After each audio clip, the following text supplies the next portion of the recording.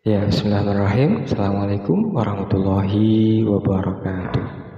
Saudaraku, muslimin dan muslimat dimanapun berada, kembali kita ngaji hadis Nabi Muhammad SAW pada kesempatan yang berbahagia ini, yakni tentang pentingnya aktor pemungut zakat, infak, dan sedekah. Saudaraku muslimin dan muslimat yang berbahagia, sebagai pengantar, bahwasanya kita sudah tahu, sudah memahami tentang kewajiban zakat bagi orang-orang kaya dan diperuntukkan untuk fakir miskin dan orang-orang yang membutuhkan sebagai penerima zakat. Nah, persoalannya, satu sisi orang kaya sudah tahu, satu sisi fakir miskin juga sudah mengharapkan. Adakah yang menjadi penggerak untuk pelaksanaan ibadah zakat yang mulia ini? Ya, penggeraknya, aktor pengumpulnya disebut sebagai amil. Profesi amil ini menjadi profesi yang sangat penting untuk pergerakan ekonomi Islam, yakni zakat, infak, dan sedekah. Nah, pentingnya seperti apa? Mari kita simak hadis Nabi Muhammad SAW berikut ini. Bismillahirrahmanirrahim.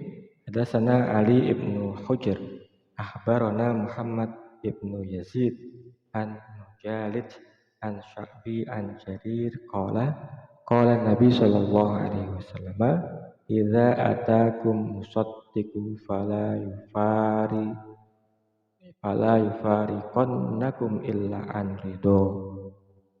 Artinya, dan telah menceritakan kepada kami Ali bin Hujr, telah mengabarkan kepada kami Muhammad bin Yazid dari Mujallid, dari Sya'bi, dari Jarir.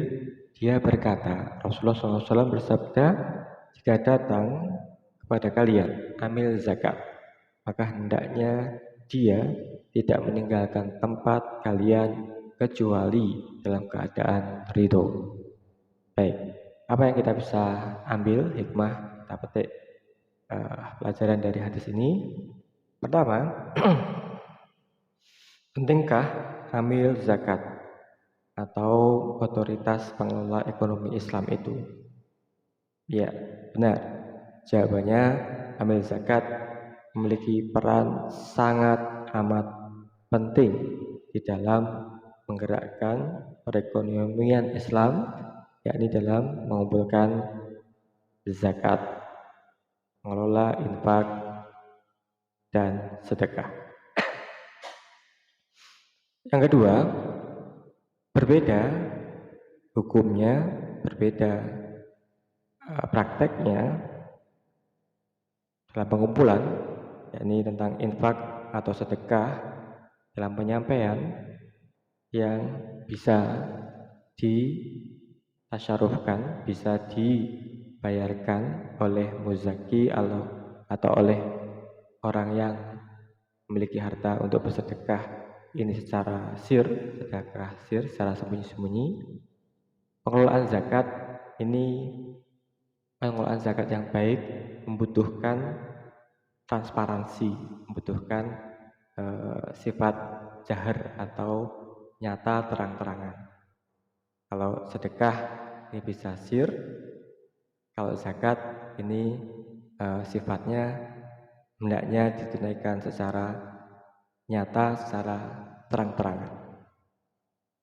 Seperti salat fardu, ini boleh harus berjamaah, hendaknya laki-laki. Kalau sholat sunnah, ini kesunahan sholat sunnah itu adalah di rumah begitu, atau sir. Zakat demikian harus jahar, seharusnya nyata terang. Sedekah bisa, utamanya adalah sedekah sir. Pengelolaan zakat yang baik, yang kedua, ini membutuhkan para amil atau pengelola zakat yang profesional, yang amanah, sehingga pembagiannya bisa adil, dan merata. Ya, saudaraku muslimin dan muslimat di mana berada, ada sebelumnya yang kita baca, kita kaji bersama-sama adalah bahwasanya amil zakat itu bersifat lokal kewilayahan. Tidak seyogyanya amil zakat di desa Sukamaju misalkan diambil dari mengambil petugas atau ambil zakat dari desa yang lain, bukan dari desa Sukamaju itu, atau bahkan dari tempat yang jauh, dari luar negeri atau dari luar pulau. Tidak, karena amil ini mengetahui hal ihwal, siapa muzakinya, siapa mustahiknya, siapa orang-orang kaya di wilayah itu terang, siapa orang-orang fakir miskin di wilayah itu juga cukup terang di dalam catatan amil, sehingga pergerakan harta zakat yang ditunaikan oleh orang-orang kaya dan harta zakat yang diterima oleh fakir miskin ini bisa diketahui secara pasti, tidak mengira-ira lagi. Yang ketiga, sehingga prinsip zakat sebagai ibadah sosial guna keadilan distribusi harta bisa benar-benar sampai kepada tujuan, yakni fakir miskin, gorim, mu'alaf, kemudian ibnu sabil, fisabilillah, sampai pada tujuannya secara yakin, secara pasti. Nah, dalam hadis tadi yang keempat, dalam hadis tadi disebutkan mengapa amil ini tidak boleh dikecewakan, harus ridho ketika mengumpulkan zakat dari para agniya, orang kaya, ini tidak boleh dikecewakan. Benar, sebab amil ini menjalankan tugas mulia perintah Allah Subhanahu wa taala, khudh min amwalihim, ambillah dari harta-harta mereka shadaqatan, zakat tutahhiruhum wa tuzakkihim, yang mensucikan, bersihkan harta mereka. Jadi sebagian antara harta orang-orang kaya ini adalah hak kaum fakir miskin gitu. Jadi ini menjalankan perintah Allah, sangat dikecewakan. Dan amil adalah profesional, berapa harta yang dimiliki ini diketahui, disampaikan oleh orang kaya, berapa yang harus dizakati ini dihitung oleh amil, dan kemudian sama-sama ridho antarodin gitu. Jadi orang kaya yang didatangi amil ini tidak jujur tentang harta yang dimilikinya. Jadi dalam proses pendataan ini orang kaya ini perlu jujur sehingga ridho. Kemudian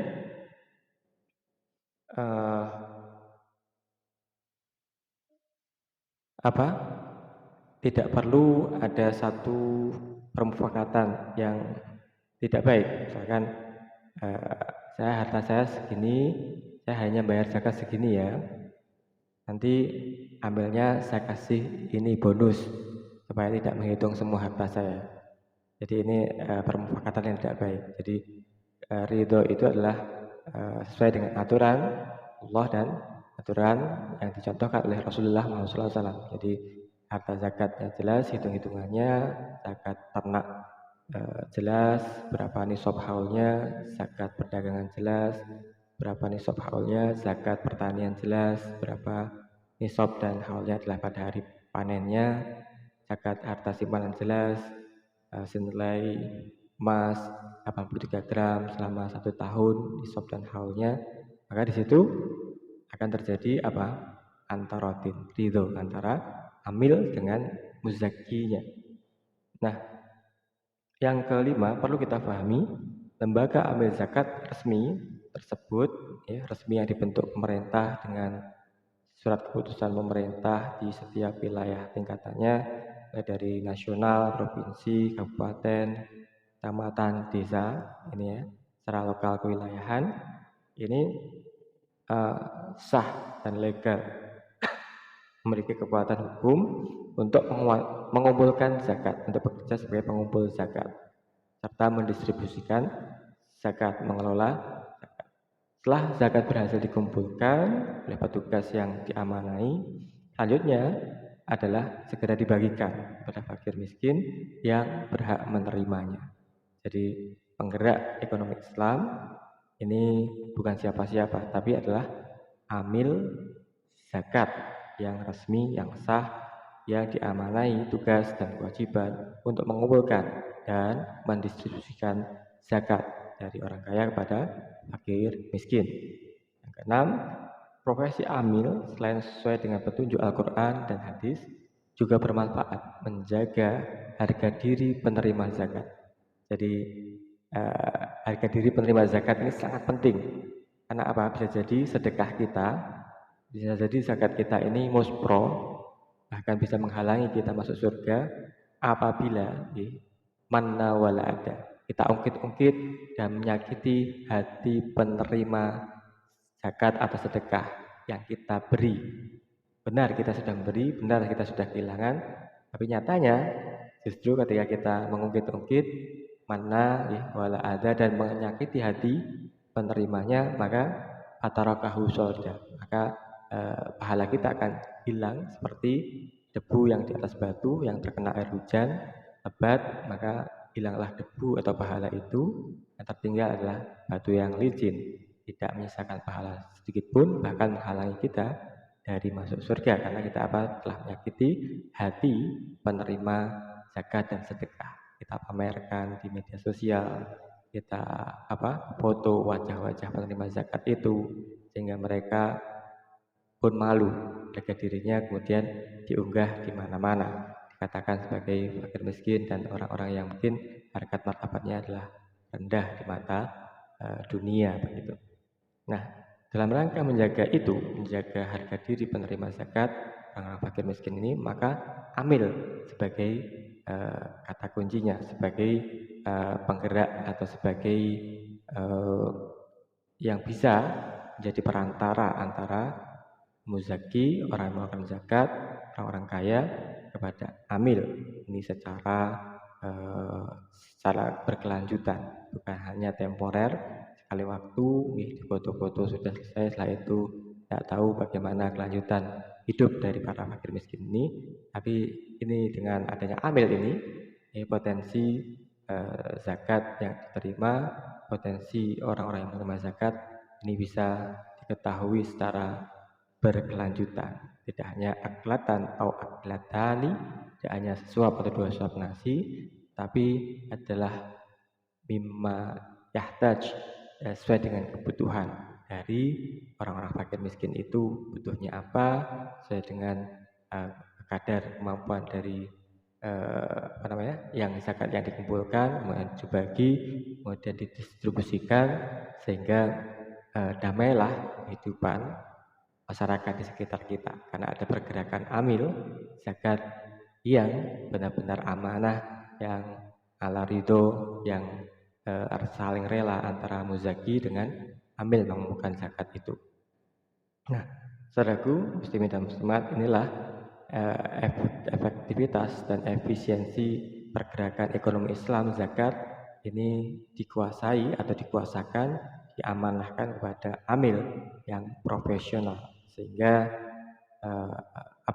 benar firman Allah Subhanahu wa taala, Allah akan menyuburkan sedekah karena keberkahan, karena keteraturan adanya pengelola, yakni amil zakat sebagai ujung tombak ekonomi Islam, ekonomi yang diridhoi oleh Allah Subhanahu wa taala dalam zakat, infak dan sedekah yang dikelola dengan amanah, dengan baik, dengan adil, dengan bijaksana. Ya, saudaraku, yang ketujuh, inilah indahnya agama Islam, senantiasa mengajarkan untuk membayar zakat kepada amil yang amanah, yang saling ridho dengan sebaik-baiknya. Semoga Allah Subhanahu wa taala senantiasa memberikan hidayahnya kepada kita sekalian, keluarga kita sekalian, atau kita semua, untuk dapat memahami peran amil zakat, yang mengumpulkan zakat, yang mengelola zakat, mendistribusikan zakat kepada fakir miskin, pada orang-orang yang membutuhkan sesuai dengan kadar, sesuai dengan kebutuhan, bukan hanya satu suap atau dua suap nasi setelah itu diabaikan. Terima kasih, semoga ada manfaatnya. Wassalamualaikum warahmatullahi wabarakatuh.